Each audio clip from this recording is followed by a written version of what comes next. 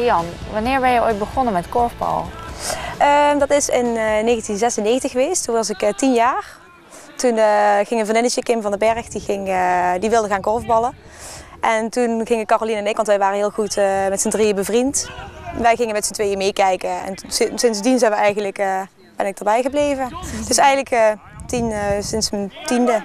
En nooit meer dus gestopt? Nee. Wat maakt het dan zo leuk?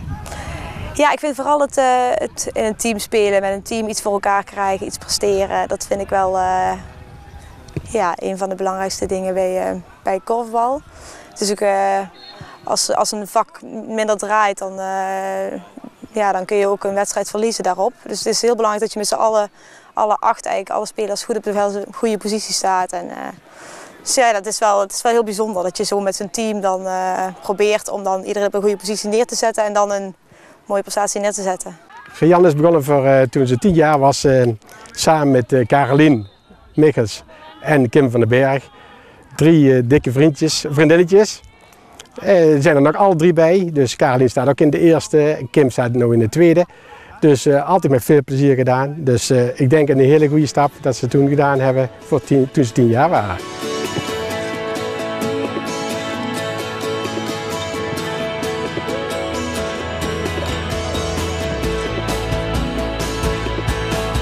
We zijn eigenlijk op de basisschool bij elkaar in de klas gekomen. Dus vanaf eigenlijk die leeftijd zijn we al vriendinnetjes. Dus, En ook samen gaan sporten? Ja, ook samen gaan sporten, ja. Hoe is dat gegaan? Ja, eigenlijk is een andere vriendin van ons ermee begonnen.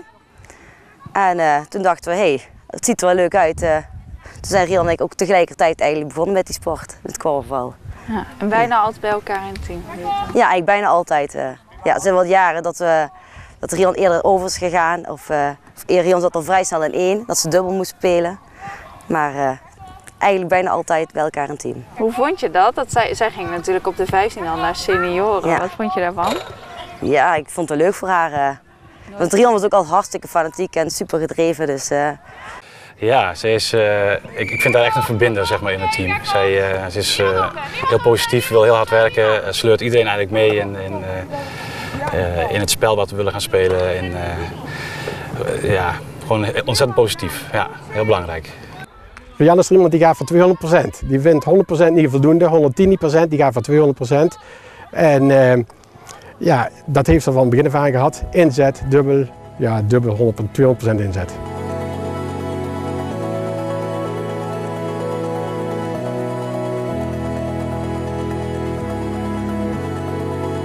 Je speelt nu samen nog met Caroline? Ja, Caroline. Ja, dat is leuk. Ik heb volgens mij 1 seizoen niet met Caroline gespeeld, vanaf mijn 10e. En de rest altijd bij Caroline in het team gestaan. Ja, het is ook een hele goede vriendin van mij en dat gaat eigenlijk hartstikke goed. Het is heel gezellig dat ze erbij zit. Ik denk dat ik ook wel, Caroline ook wel, dat vind ik heel fijn dat hij erbij is. Is dat Dus, anders, vriendinnen en dan juist weer op het veld staan? Nee, vind ik niet. Nee, het is, we kunnen heel veel, eigenlijk alles tegen elkaar zeggen. Ook als het zegt ze tegen mij bijvoorbeeld, oh, je moet even anders gaan staan. Of, dat neem je van elkaar aan. En dat doe je in je dagelijks, bij je vriendinnen doe je dat ook. Dus nee, ik vind het echt alleen maar positief. Wat is Rian verder voor persoon? nou, Rian is echt heel sociaal. In het team, dat merk je ook, is echt gewoon altijd aardig, altijd wil alles weten van iedereen. Altijd gewoon op een leuke manier. En ook super gedreven, fanatiek. Dus dat zie je ook echt terug in haar spel, vind ik. In het veld blijft ze echt sociaal. Het blijft gewoon echt een sportieve sport voor haar, maar ze is wel echt super fel op de bal en ze gaat voor iedere bal. En hoe vind je het om Rian in het veld te zien spelen? Nou, dat is natuurlijk voor mij spannend. Als je een kampioenswedstrijd hebt en ze maakt nog wat doelpunten, natuurlijk, dan voel ik toch wel trots. Dus wat dat betreft, vanaf 15 jaar in de eerste, nu bijna 11 jaar, dit is het 11e seizoen. Dus het wordt natuurlijk wel wat minder, dat is heel logisch. Ik begin natuurlijk trotser toen ze 15 jaar was. Maar we gaan nog altijd met volle 100% kijken, dus dat betreft met al plezier kijken. Je merkt wel dat je nu wat meer probeert voor de anderen te zorgen dat het een team wordt. Want nu zijn er 4 bijgekomen, 4 nieuwe. Van de 9 zeg maar, dus 5 zijn er nog van vorig jaar. En 4 zijn erbij gekomen. En dan probeer je dan wel, toch wel een leuk team ervan te maken. En probeer er wel gezelligheid in te houden. Niet dat dat geforceerd moet gaan, maar je probeert toch wel daar iets van te maken.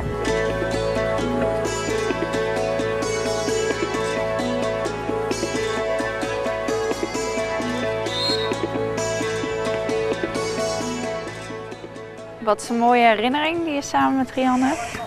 De kampioenschappen vooral. Ja, dat is echt de wedstrijd zelf, dat we echt het heet van de strijd samen de overwinning binnenhaalden en dan het feestje, zeg maar. Zo zijn we echt hebben heel lang moeten knokken om in de overgangsklasse te komen. Toen zijn we echt jaren op rij tweede geworden, dus dat was wel frustrerend.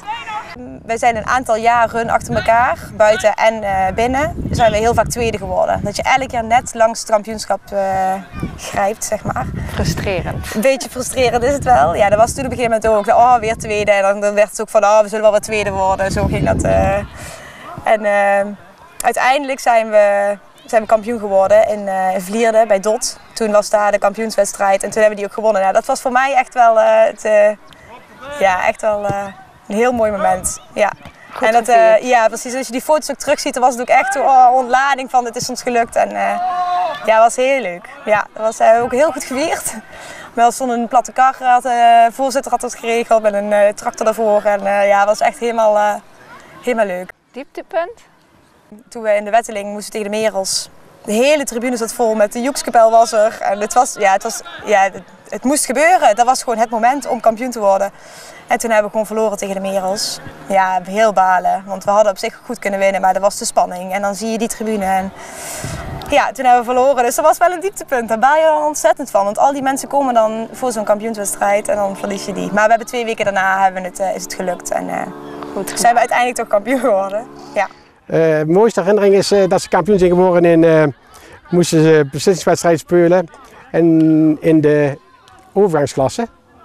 Ik denk dat het 4, 5 jaar geleden is dat Rian 5 doelpunten gemaakt heeft. Dus dat was natuurlijk wel een hele hoogtepunt. Dan ben je wel trots als vader. Ja, dat was inderdaad.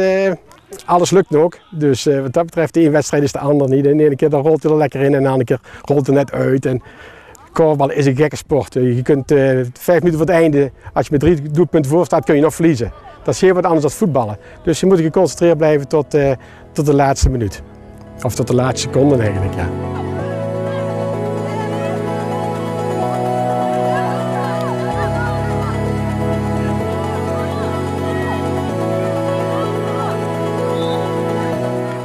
Hoe hebben jullie haar als ouders altijd gesteund? We hebben ze eigenlijk niet hoeven te steunen. We hebben, als we moesten rijden, dan hebben we gereden. We gingen af en toe kijken als het uitkwam. Maar we hebben Rian en zoals Caroline en Kim, die hebben we echt niet hoeven te steunen. Die hadden zoveel steun aan elkaar, dat het gewoon allemaal vanzelf ging. Elkaar trainen en graag samen sporten, dus ideaal. Ja, altijd. Ja, altijd gesteund. Ja. Ja, ze zijn ook altijd komen kijken. Sinds ik weet dat ik op korfbal zit, zijn ze er eigenlijk altijd geweest. Nog steeds? Nog steeds, ja. Ze komen vandaag ook weer kijken. Dus ze zijn er, ja, tenminste als we thuis moeten, zijn ze er eigenlijk altijd. En uit dat, de laatste jaren moeten we zo ver weg. Moeten we echt naar Zonnebreugel. We moeten naar, echt richting Eindhoven en Den Bosch, Tilburg. We moeten gewoon heel ver rijden. Dus dan is het wel, maakt ze soms de keuze om niet te komen. En dat is heel begrijpelijk, want we hebben natuurlijk ook een zondagen om lekker uit te rusten en leuke dingen te doen met kleinkinderen en te gaan fietsen. Dus, snappen ze het spel? Jawel. Ja, jawel. Ja, nee, zeker wel. Mama die vindt dat minder belangrijk, zeg maar pap die wil heel graag alles weten. En waarom was dat dan dit? En die wil dan na de wedstrijd ook nog even, bij mij altijd even evalueren, zeg maar. Dan kom je thuis en dan soms heb je dan verloren en heb je er eigenlijk niet zo zin in. Maar dan, dan toch maar even over hebben. Maar dan, dat is altijd wel vind ik altijd heel bijzonder, heel prettig. Als je dan thuis komt, dan is het altijd nog iemand die dan, god was je goed. Of dan, die is altijd heel positief.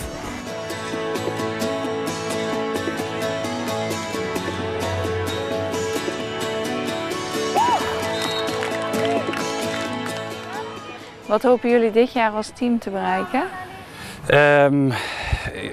Eerst handhaven in de hoofdklasse waar we in spelen nu.